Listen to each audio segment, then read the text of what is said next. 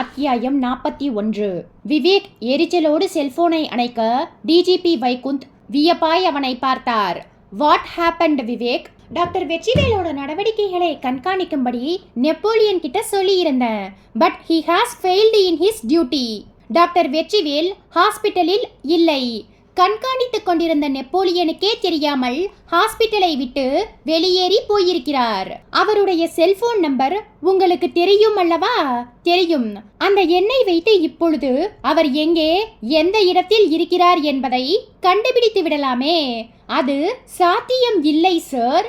ஏன்? டாக்டர் வெற்றிவேலிடம் உள்ள செல்போன் வெளிநாட்டு ஜாதி நான் ட்ரேசிங் செல்போன் வகையை சேர்ந்த GPS phone. Mister Vivek, you have done a great mistake. Doctor Vetrivel மீது நீங்கள் எந்த நிமிஷம் சந்தேகப்பட்டீர்களோ அதே நிமிஷம் அவரை சந்தேகத்தின் அடிப்படையில் கைது செய்து ஏதாவது ஒரு ரகசிய இடத்தில் வைத்து ஒரு விசாரணையை நடத்தி இருக்க வேண்டும் சார். அப்படி அவரை சந்தேகத்தின் பேரில் கைது செய்திருந்தால் அவருடைய வெளியுலக தொடர்புகள் நமக்கு தெரியாமல் போக வாய்ப்பு அதிகம். வெற்றிவேலோடு சம்பந்தப்பட்டவர்கள் நம் பார்வைக்கு தட்டுப்பட மாட்டார்கள். வெற்றிவேல் ஒரு பிரபலமான நியூரோ சர்ஜன். இந்த சொசைட்டியில் ஒரு அந்தஸ்துள்ள மனிதர். அவர்கிட்ட இருந்து ஸ்டேட்மெண்ட் வாங்கலாமே தவிர கடுமையான முறையில் விசாரிக்க முடியாது. சரி, இப்போது என்ன செய்ய போகிறீர்கள்? நெப்போலியன் கண்காணித்துக் கொண்டிருக்கும் போதே டாக்டர் வெற்றிவேல் ஹாஸ்பிட்டலை விட்டு வெளியே போயிருக்கிறார். How can you find him anymore? யோசிக்க வேண்டும் sir. Mister Vivek, I am highly disappointed. நீங்கள் இந்த கேஸில் என்ன செய்ய வேண்டும் என்று நினைக்கிறீர்களோ அதை செய்யுங்கள். நான் ஜிபியை பார்க்க போக வேண்டும். வருகிற வாரம் சென்னைக்கு வரப்போகிற பிரதமருக்கான பாதுகாப்பு ஏற்பாடுகளை பற்றி பேச வேண்டும். டிஜிபி எழுந்து கொள்ள விவேக்கும் விஷ்ணுவும் எழுந்தார்கள். அவர் கை குலுக்கிவிட்டு புறப்பட்டார். விஷ்ணு சில வினாடிகள் மௌனமாய் இருந்துவிட்டு பாஸ் என்றான். என்ன? இந்த கேஸ்ல நாம தோக்க போறோம் பாஸ். சுபத்ரா இரவு உணவை சாப்பிட்டு முடித்திருந்த போது மேஜையின் ஓரத்தில் வைக்கப்பட்டிருந்த அவளுடைய செல்போன் அழைப்பு வந்ததற்கு அறிகுறியாக வெளிச்சமாய் ஒளிர்ந்தது. எடுத்து அழைப்பது யார் என்று பார்த்தாள். டாக்டர் வெற்றிவேல் பேசினார். சுபத்ரா, என்ன பண்ணிட்டு இருக்க? இப்பதான் டின்னர் சாப்பிட்டு முடிச்சேன். நைஜீரியா டாக்டர் நிக்கும்பே ஏர்போர்ட்டில் இருந்து நம்ம இடத்துக்கு வந்துட்டு இருக்கார். கூடவே நர்ஸ் சாந்தியும் வரா. பேச்சுவார்த்தை நல்லபடியாய் முடியணும். இப்போதைக்கு நான் அங்க வர முடியாத நிலைமை. போலீஸ் என்னை கண்காணிச்சிட்டு இருக்காங்க. இப்ப நீங்க எங்க இருக்கீங்க டாக்டர்? நம்ம ஹாஸ்பிட்டலுக்குள்ளேயே இருக்கிற என்னோட செல்லர் ரூம்ல உட்காந்து டிவி பார்த்துட்டு இருக்கேன். போலீஸோட கவனம் முழுவதும் இப்போ என் மேல இருக்கு. இதை நாம பயன்படுத்திக்கணும். நீ நிக்கும்பேவோடு நடத்துற பேச்சுவார்த்தை வெற்றிகரமா முடியணும். பேச்சுவார்த்தையில் ஏதாவது பிரச்சனை ஏற்பட்டா என்னை கான்டாக்ட் பண்ணு. பிரச்சனை ஏற்பட வாய்ப்பு இல்லை டாக்டர், நான் பாத்துக்கிறேன். சரி, ஜாஃபர் எங்கே?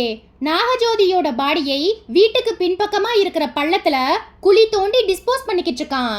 தலையில் அடிபட்ட கலாதர் எப்படி இருக்கான்? டாக்டர் ருத்ரபதி கொடுத்த ட்ரீட்மெண்ட்ல இப்ப பரவாயில்ல. 2 தடவை கண் விழிச்சு பார்த்தான். இப்ப தூங்கிட்டு இருக்கான். சரி, டாக்டர் ருத்ரபதியையும் ஹரியையும் வெவ்வேறு ரூம்ல அடைச்சு வைக்கணும். நைஜீரியா டாக்டர் நிக்கும்பே அங்க வரது அவங்க 2 பேருக்கும் தெரியக்கூடாது. அவர் வரத்துக்கு அரை மணி நேரத்துக்கு முன்னாடி 2 பேருக்கும் நைட்ரோ வைட் இன்ஜெக்ஷனை போட்டுடணும். 6 மணி நேரம் மயக்கத்துல இருக்கட்டும். நீங்க சொன்னபடி எல்லாம் நடக்கும். இதோ ஜாஃபர் கூட வந்தாச்சு. ஜாஃபர் கூட பேசுறீங்களா டாக்டர்? குடு. சுபத்ரா தன் கையில் வைத்திருந்த செல்போனை ஜாஃபரிடம் நீட்ட அவன் வாங்கி பவ்யமாய் பேசினான். குரலில் ஏகப்பட்ட குலைவு.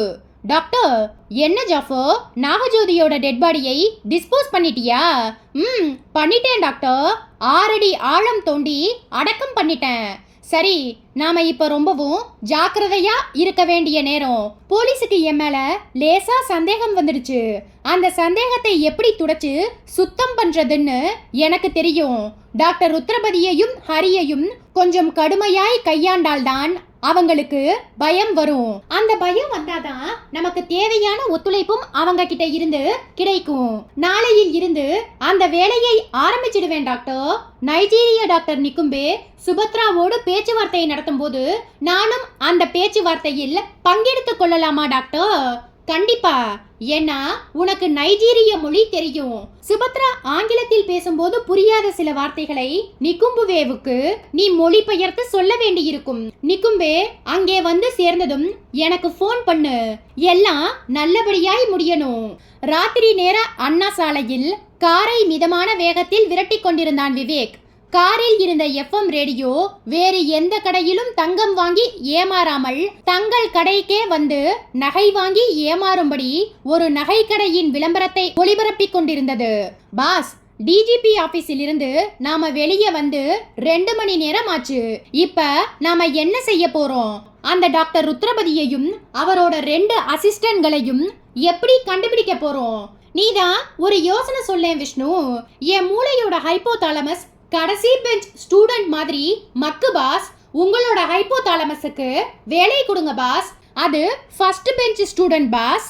அது வேலை செய்யணும்னா ஒரு குல்ஃபி சாப்பிடணும். குல்ஃபியா? ஆமா, தேனாம்பேட்டை சிக்னலுக்கு பக்கத்துல சம்பாலால்னு ஒரு சேட்டு டெல்லி குல்ஃபின்னு ஒரு சின்ன கடை வச்சிருக்கான். அங்க நீ குல்ஃபி சாப்பிட்டிருக்கியா? இல்ல பாஸ். வந்து சாப்பிட்டு பாரு. உன்னோட ஹைப்போதாலமஸ் கூட ஓவர் டைம் எடுத்து வேலை செய்யும். பாஸ், இது குல்ஃபி சாப்பிடுற நேரமா? சாப்பிட்டு பார் தெரியும். அட போங்க பாஸ். என்னைக்குமே பாராட்டு பத்திரம் வாசிக்கிற டிஜிபி இன்னைக்கு மூஞ்சியை தூக்கி வச்சுட்டு போயிட்டார். என்னோட தன்மானம் அந்த இடத்திலேயே தற்கொலை பண்ணிக்கிட்டு செத்து போச்சு பாஸ். உங்களுக்கு அது தெரியுமா? அட அப்படியா? விளையாடாதீங்க பாஸ். ஒரு குல்ஃபி சாப்பிடு, எல்லாம் சரியா போயிரும். சொல்லிக்கொண்டே காரின் வேகத்தை அதிகப்படுத்தினான் விவேக். 10 வினாடியில் தேனாம்பேட்டை சிக்னல் வந்தது. அதை கடந்து கிரீன்வேஸ் ரோட்டில் பிரவேசித்தவன் 4-5 குறுக்கு சந்துகளை கடந்ததும் ஒரு சிறிய சந்தின் முனையில் இருந்த ஒரு மரத்துக்கு கீழே காரை நிறுத்தி கொண்டான். ஆள் நடமாட்டம் சொற்பமாய் இருந்தது. விஷ்ணு, பாஸ், அதுதான் டெல்லி குல்ஃபி கடை. போய் 2 வாங்கிட்டு வா. எனக்கு பிஸ்தா ஃப்ளேவர். உனக்கு என்ன ஃப்ளேவர் வேணுமோ அதை வாங்கிக்க. பாஸ், ரோம் பற்றி எரியிற நேரத்துல நீரோ மன்னன் வீணை வாசிச்சிட்டு இருந்த மாதிரி. அது வீணை இல்லடா, ஃபிடில். ஏதோ ஒண்ணு அது மாதிரி இருக்கு பாஸ். இது குல்ஃபி சாப்பிடுற நேரமா? குல்ஃபி சாப்பிட இதை விட சரியான நேரம் கிடைக்காது விஷ்ணு. போய் வாங்கிட்டு வா. விஷ்ணு ஒரு தயக்க பார்வையோடு காரினின்றும் இறங்கி எதிரில் இருந்த அந்த குல்ஃபி கடைக்கு போய் 2 சிறிய மண் குடுவைகளில் குல்ஃபி வாங்கி வந்தான். விவேக்கிடம் ஒன்றை கொடுத்துவிட்டு தானும் ஒன்றை சாப்பிட ஆரம்பித்தான். விவேக் மர ஸ்பூனால் குல்ஃபியை சுரண்டி கொண்டே சொன்னான், சாப்பிட்டு பாரு, மூளை நல்லா வேலை செய்யும். இருவரும் பாதி சாப்பிட்டிருப்பார்கள். விவேக்கின் செல்போன் மெலிதாய் முனகியது. எடுத்து அழைப்பது யாரென்று பார்த்துவிட்டு பேசினான். ஸ்பீக்கர் ஆனில் இருந்தது. என்ன குமரன், ஷோ ஆரம்பிக்க போகுது சார். இதோ வந்துட்டோம். செல்போனை அணைத்துவிட்டு விவேக் காரினின்றும் இறங்கினான். வா விஷ்ணு. என்ன பாஸ், குமரன் போன் பண்ணி ஷோ ஆரம்பிக்க போகுதுன்னு சொல்றார். என்ன ஷோ? வா, போய் பார்த்தாதான் தெரியும். விவேக் குல்ஃபியை வீசிவிட்டு நடக்க ஆரம்பித்து விட விஷ்ணு தொடர்ந்தான். 2 தெருவிளக்குகள் மட்டும் உயிரோடு இருக்க அந்த அரை இருட்டான சாலையில் நடந்து ஒரு கட்டிடத்தின் பின்பக்கத்தை நெருங்கினார்கள். அட, விஷ்ணு ஆச்சரியப்பட்டான். பாஸ், நான் இந்த கட்டடத்துக்கு வந்திருக்கேன், ஆனா எப்பன்னு ஞாபகம் இல்ல. விவேக் சிரித்தான். நீ கண்டிப்பா வந்திருப்ப. ஏன்னா இது சைபர் கிரைம் பிரான்ச்சோட எக்ஸிகியூட்டிவ் செல் கட்டடம். திஸ் இஸ் பேக் டோர் வே. விவேக் சொல்லவே கட்டிடத்தின் உள்ளே இருந்து யாரோ நிழல் உருவமாய் வருவது தெரிந்தது. சார் வாங்க, வி ஆர் வெயிட்டிங். யாரது? விஷ்ணு உற்று பார்த்தான். குமரன். அத்தியாயம் 42. விஷ்ணுவின் 2 கண்களிலும் வியப்போ வியப்பு. விவேக் குமரனை பின்பற்றி உள்ளே போனான். இருட்டான படிகளில் ஏறி வராந்தாவில் நடந்தார்கள். வராந்தாவும் ஒரு சோகையான பல்ப் வெளிச்சத்தில் வழிகாட்டியது. முன்னால் போய்கொண்டிருந்த குமரன் சட்டென்று ஒரு கதவுக்கு முன்பாய் நின்று லாக்கை விடுவித்து கொண்டு உள்ளே போக விவேக், விஷ்ணு இருவரும் பின்தொடர்ந்து உள்ளே போனார்கள். பெரிய அறை பார்வைக்கு கிடைத்தது. மொத்த அறையும் வெளிச்சத்தில் நிரம்பியிருக்க அறையின் மையத்தில் போடப்பட்டிருந்த நாற்காலியில் டாக்டர் வெற்றிவேல் தலையை கவிழ்த்த நிலையில் உட்கார்ந்திருந்தார். அவரை சுற்றிலும் 5 சைபர் கிரைம் பிரான்ச் அதிகாரிகள் ஒரே மாதிரியான சீருடையில் நல்ல உயரத்தோடு திடகாத்திரமாய் நின்றிருந்தார்கள். 2 பேர்களின் கையில் பிஸ்டல் கிரே நிற உடம்போடு மின்னியது. விஷ்ணு அதிர்ச்சியில் உறைந்து போனவனாய், பாஸ், இங்க என்ன நடக்குது?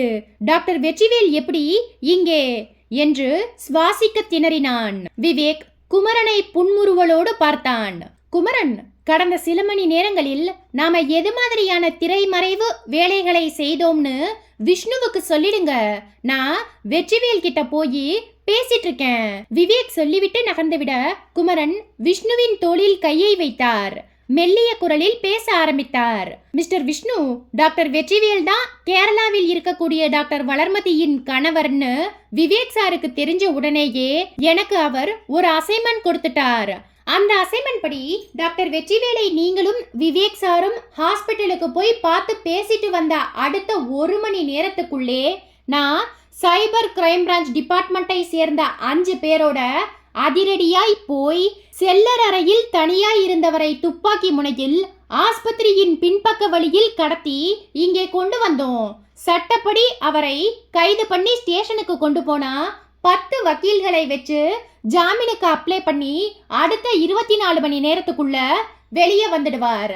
டாக்டர் மாதிரியான செல்வாக்கு மிகுந்த ஆட்களை போலீஸ் விசாரணையில் வைத்து விசாரிக்க கோர்ட்டின் அனுமதியை வாங்கணும். அதெல்லாம் நடக்கக்கூடிய காரியமா என்ன? குமரன், எனக்கு ஆச்சரியமா இருக்கு என்றான் விஷ்ணு.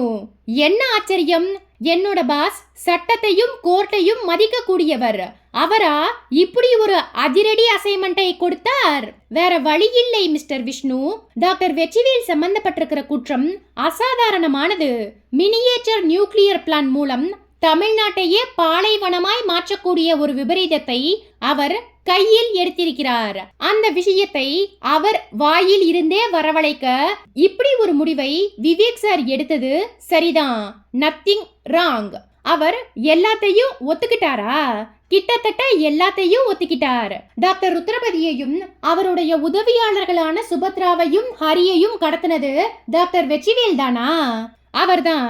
ஆனா இதுல கடத்தப்பட்டது டாக்டர் ருத்ரபதியும் ஹரியும் மட்டுமே. சுபத்ரா டாக்டர் வெற்றிவேலோட ஆளு. குமரன், நீங்க என்ன சொல்றீங்க? எஸ், ஒவ்வொரு விஷயமும் இப்பதான் வெளியே வருது. டாக்டர் வெற்றிவேலை இந்த அறைக்கு கொண்டு வந்த பிறகு அவருக்கு கிரைம் பிரான்ச் ஆபீசர்ஸ் கொடுத்த ட்ரீட்மெண்ட்ஸில் அப்படியே அதிர்ந்து போயிட்டார். கேட்ட கேள்விகளுக்கெல்லாம் ஒழுங்காய் பதில் சொன்னார். இங்கிருந்து சுபத்ராவுக்கு போன் பேச சொன்னோம். ஹாஸ்பிட்டலின் செல்லர் அறைக்குள்ளே உட்கார்ந்து பேசுற மாதிரி அவரும் இயல்பாய் பேசினார். அந்த சமயத்துல தான் விவேக் சாருக்கு ஒரு யோசனை தோணிச்சு. இந்த பிராஸ்தட்டிக் ஹெட் மினியேச்சர் நியூக்ளியர் பிளான்ஸ் விவகாரத்தில் நைஜீரியா சம்பந்தப்பட்டு இருக்கிறதால ஒரு நைஜீரியா நபரை சுபத்ரா கிட்ட அனுப்பி பேச வைப்பதன் மூலமாய் டாக்டர் வெற்றிவேல் நம்ம கிட்ட இருந்து சொல்லாம மறைச்ச விஷயங்களை வெளியே கொண்டு வர முடியும்னு நினைச்சார். அந்த யோசனையை செயல்படுத்த அவர் என்ன பண்ணினார் தெரியுமா மிஸ்டர் விஷ்ணு? விஷ்ணு புன்னகைத்தான். அவர் என்ன பண்ணியிருப்பார்னு எனக்கு தெரியும் குமரன். நைஜீரியா தூதரகத்தில் அவருக்கு தெரிஞ்ச நிக்கும்பேன்னு ஒரு நைஜீரிய நண்பர் வேலை பார்க்கிறார். ஆழம் பார்க்க பாஸ் நிக்கும்பேயை அனுப்பி இருப்பார். சரியா? உங்க பாஸ் பத்தி ரொம்பவும் துல்லியமா தெரிஞ்சு வச்சிருக்கீங்க. நிக்கும்பே இப்ப சுபத்ரா கிட்ட போயிட்டாரா? போயிட்டார். சுபத்ரா இருக்கிற இடத்துக்கு நிக்கும்பேயை கூட்டிட்டு போனது யார்? டாக்டர் வெற்றிவேல் ஹாஸ்பிட்டலில் நர்ஸா இருந்த சாந்தி தான் அவரை கூட்டிக்கிட்டு போயிருக்கா. டாக்டர் நம்ம கட்டுப்பாட்டுக்குள்ள வந்ததும் அடுத்த 1 மணி நேரத்துக்குள்ள நர்ஸ் சாந்தியையும் நம்ம வளையத்துக்குள்ள கொண்டு வந்துட்டோம். சாந்தி இப்போ அப்ரூவரா மாறி பல உண்மைகளை சொல்லிட்டா. அந்த உண்மைகளை ஆதாரமா வச்சுதான் நம்ம நைஜீரிய நண்பர் நிக்கும்பே சுபத்ரா கிட்ட பல கேள்விகளை கேட்டு மறைந்து கிடக்கிற எல்லா உண்மைகளையும் சுபத்ரா வாயால வரவழைக்க போகிறார். அவங்க 2 பேரும் என்ன பேசுறாங்க என்கிற விபரத்தோட ஆடியோ வீடியோ வெர்ஷன்ஸ் அதோ அந்த ஹோம் ஸ்கிரீனில் அடுத்த 5 நிமிஷத்துக்குள்ள பார்க்க போறோம். குமரன் சுவரில் இருந்த ஸ்கிரீனை காட்டினார். எப்படி இது சாத்தியம்? நிக்கும்பே அணிந்திருக்கிற கோட் பட்டன்களில் மினி சிசிடிவி கேமராக்கள் 360 டிகிரி கோணத்தில் செயல்பட்டு ஒரு கிரிக்கெட் மேட்சை டெலிகாஸ்ட் பண்ற மாதிரி செயல்பட ஆரம்பிக்கும். ஓ, இதத்தான் ஷோ ஆரம்பமாக போகுதுன்னு சொன்னீங்களா? ஆமா, வாங்க போலாம். இப்ப ஸ்டார்ட் ஆயிடும். குமரனும் விஷ்ணுவும் அங்கிருந்து நகர்ந்து டாக்டர் வெற்றிவேல் உட்கார்ந்திருந்த இடத்துக்கு வந்தார்கள். விவேக் அவரிடம் பேசிக் கொண்டிருந்தான். டாக்டர், நாம இப்ப நம்ம விசாரணையோட இறுதி கட்டத்துக்கு வந்துட்டோம். எங்க ஆள் நிக்கும்பேவும் சுபத்ராவும் பிசினஸ் டீல் பற்றி பேச போறாங்க. அதுக்கு முந்தி நீங்க இப்ப சுபத்ராவுக்கு போன் பண்ணி நிக்கும்பே எது மாதிரியான கேள்வி கேட்டாலும் ஒரு சின்ன உண்மையை கூட மறைக்காமல் தெளிவா பதில் சொல்லணும். அப்பதான் அவங்களுக்கு நம்ம மேல நம்பிக்கை வரும்னு பேசணும். என்ன சொல்றீங்களா? டாக்டர் வெற்றிவேல் கலக்கமாய் தலையாட்ட பக்கத்தில் இருந்த சைபர் கிரைம் ஆபீசர் ஒருவரை விவேக் ஏறிட்டு பார்த்தான். அவர் தன் கையில் வைத்திருந்த வெற்றிவேலின் செல்போனில் சுபத்ராவின் எண்ணெய் தேய்த்துவிட்டு கொடுத்தார். கரியை பூசிக்கொண்ட தினிசில் தனக்கு முன்பாய் உட்கார்ந்திருந்த நிக்கும்பேயிடம் பேச்சை ஆரம்பிக்கலாம் என்று நினைத்த வினாடி சுபத்ராவின் செல்போன் வைப்ரேஷனில் ஒளிர்ந்தது. எடுத்து அழைப்பது யார் என்று பார்த்துவிட்டு நிக்கும்பேவை பார்த்து புன்னகைத்தாள். எக்ஸ்கியூஸ் மீ, டாக்டர் தான் பேசுறார் என்று சொன்னவள் செல்போனை காதுக்கு ஊற்றி சொல்லுங்க டாக்டர் என்றாள். நிக்கும்பே எந்த பிரச்சனையும் இல்லாமல் நம் இடத்துக்கு வந்து சேர்ந்தாரா சுபத்ரா? ஒரு பிரச்சனையும் இல்ல டாக்டர், எல்லாமே நல்லபடியா போய்கிட்டு இருக்குது. பை த பை டாக்டர், என்ன உங்களுக்கு உடம்பு ஏதாவது சரியில்லையா? ஏன் உங்க குரல் சரியில்லை, ஏதோ நடுக்கம் தெரியுது. அது ஒண்ணும் இல்லை சுபத்ரா, கொஞ்சம் ஹைப்பர் டென்ஷன். டாக்டர், நீங்க போலீஸோட நடவடிக்கைகளை பார்த்து டென்ஷன் ஆயிட்டீங்கன்னு நினைக்கிறேன். நீங்க யாரை பார்த்தும் பயப்பட வேண்டியதில்ல. ஸ்காட் போலீஸ் வந்தா கூட நம்மை ஸ்மெல் பண்ண முடியாது. நான் நிக்கும்பேவிடம் பேசிவிட்டு மறுபடியும் உங்க லைனுக்கு வரேன். சுபத்ரா செல்போனை அணைத்துவிட்டு எதிரில் இருந்த நிக்கும்பேவை பார்த்து சாரி என்றாள். நிக்கும்பே தன் கொட்டை கொட்டையான பற்களை காட்டி சிரித்தார். No problem, let us start our business deal. Sure. என் முதல் கேள்வி, டாக்டர் வெற்றிவேலோடு பேசும்போது போலீஸ் என்ற வார்த்தை அடிபட்டது. நீங்கள் தமிழில் பேசியதால் எனக்கு புரியவில்லை. நம்முடைய மினியேச்சர் நியூக்ளியர் பிளான்ஸ் பற்றி போலீஸுக்கு ஏதேனும் தெரிந்து விட்டதா? அப்படி எதுவும் தெரிய வாய்ப்பில்லை. போலீஸை எப்படி சமாளிப்பது என்று டாக்டர் வெற்றிவேலுக்கு தெரியும், எனக்கும் தெரியும். அதை பற்றிய பயமே உங்களுக்கு வேண்டாம். சாரி மிஸ் சுபத்ரா, இப்படியெல்லாம் ஒரு போலி தைரியம் கொடுத்து எங்களை சமாதானப்படுத்திவிட முடியாது. நான் இப்போது அவசர நைஜீரியாவில் இருந்து புறப்பட்டு வந்ததே இந்த விவகாரத்தை பற்றி பேசத்தான். இதுவரைக்கும் நாங்கள் வெற்றிவேலுக்கு எவ்வளவு மினியேச்சர் நியூக்ளியர் பிளான்ஸை கொடுத்திருக்கிறோம் என்று உங்களுக்கு தெரியுமா? தெரியும், 8. அந்த 8இல் இதுவரைக்கும் 2 மட்டும் புதைத்திருக்கிறீர்கள். அதில் 1 தோண்டி எடுக்கப்பட்டு போலீஸ் கைக்கு போய்விட்டது. மீதி 1ஐ எந்த இடத்தில் புதைத்து வைத்திருக்கிறீர்கள்? திண்டுக்கலுக்கு பக்கத்தில் உள்ள எரியோடு என்கிற ஒரு கிராமத்தின் மலையடிவாரத்தில் புதைக்கப்பட்டுள்ளது. அதை புதைத்த நபர்கள் நம்பிக்கைக்கு உரியவர்கள் தானே? 100% உத்தரவாதம். சரி, டாக்டர் வெற்றிவேலின் நண்பர் டாக்டர் ருத்ரபதி செய்து வந்த அந்த டீப் பிரெயின் ஸ்டிமுலேஷன் ஃபார்முலா வெற்றிகரமான ஒன்றா? அதில் என்ன சந்தேகம்? எதிர்கால மருத்துவத்துறையில் பிரெயின் டெத் என்னும் வார்த்தையே இருக்காது மிஸ்டர் நிக்கும்பே. அவரிடம் இருந்து அந்த பயோட்ரூத் என்கிற வார்த்தைக்கு என்ன விளக்கம் என்று தெரிந்துவிட்டதா? தெரிந்துவிட்டது. இனி டாக்டர் உத்தரபதியும் அவருடைய உதவியாளருமான ஹரியும் இதே கட்டிடத்தில் சாகும் வரை இருந்து நமக்காக உழைக்கப் போகிறார்கள். அவர்கள் ஒத்துழைப்பார்களா? நிச்சயம் ஒத்துழைப்பார்கள். டாக்டர் உத்தரபதி தன்னுடைய ஆராய்ச்சிக்காக பயன்படுத்தும் பிராஸ்தட்டிக் தலைக்குள் மினியேச்சர் நியூக்ளியர் பிளான்ஸை பதுக்கி வைத்து புதைப்பது பாதுகாப்பான முறை என்று டாக்டர் வெற்றிவேல் சொன்னார். பிராஸ்தட்டிக் தலைக்கு பதிலாக நாம் வேறு ஏதாவது ஒன்றில் பதுக்கி வைத்து புதைத்தால் என்ன? நானும் டாக்டர் வெற்றிவேலும் காரணமில்லாமல் ஒரு காரியத்தை செய்ய மாட்டோம். மினியேச்சர் நியூக்ளியர் பிளான்ஸை டாக்டர் உத்தரபதி பயன்படுத்தும் பிராஸ்தட்டிக் தலைக்குள் வைத்து புதைத்த காரணத்தால் தான் போலீசின் விசாரணை கோணம் மாறியிருக்கிறது. டாக்டர் ருத்ரபதி தான் இதுக்கெல்லாம் காரணம் என்கிற எண்ணம் போலீசுக்கு ஏற்பட்டிருக்கிறது. இனி நாம் எத்தனை நியூக்ளியர் பிளான்ஸை புதைச்சாலும் சரி, அதுக்கெல்லாம் காரணகர்த்தாவாய் ருத்ரபதி இருக்க போகிறார். அதாவது பழி ஒரு இடம், பாவம் ஒரு இடம். அதேதான் நான் அந்த டாக்டர் ருத்ரபதியையும் அவருடைய உதவியாளருமான ஹரியையும் பார்த்து பேச ஆசைப்படுகிறேன். அவங்க 2 பேரும் இப்ப மயக்கத்துல இருக்காங்க. அடுத்த முறை நீங்கள் இங்கே வரும்போது பார்த்து பேசலாம் என்று சொன்ன சுபத்ரா சில வினாடிகள் மௌனமாய் இருந்துவிட்டு மெல்ல பேச ஆரம்பித்தாள். டாக்டர் வெற்றிவேல் உங்களிடம் ஒரு அதிரடியான திட்டத்தை பற்றி பேச சொன்னார். அதிரடி திட்டமா? ஆமா, நீங்கள் போதுமான அளவுக்கு மினியேச்சர் நியூக்ளியர் பிளான்ஸை உருவாக்கி கொடுத்தால் தமிழ்நாட்டின் எல்லா கிராம பகுதிகளிலும் பிளாஸ்டிக் தலையில் வைத்து 1 வார காலத்துக்குள் புதைத்து விடலாம். இதுவும் நல்ல யோசனை தான், பேசி பார்க்கிறேன். ஆனால் உங்களுக்கு தர வேண்டிய பேமெண்ட் சில நாட்கள் தள்ளி போகும். பரவாயில்லையா? சில நாட்கள் என்றால் எவ்வளவு நாட்கள்? 1,20 லட்சம் நாட்கள். சுபத்ரா முகம் மாறினாள். நீங்க சொல்றது எனக்கு புரியல. உங்களுக்கு பணமே கிடைக்காது என்று சொல்கிறேன். சுபத்ரா அதிர்ந்தாள்.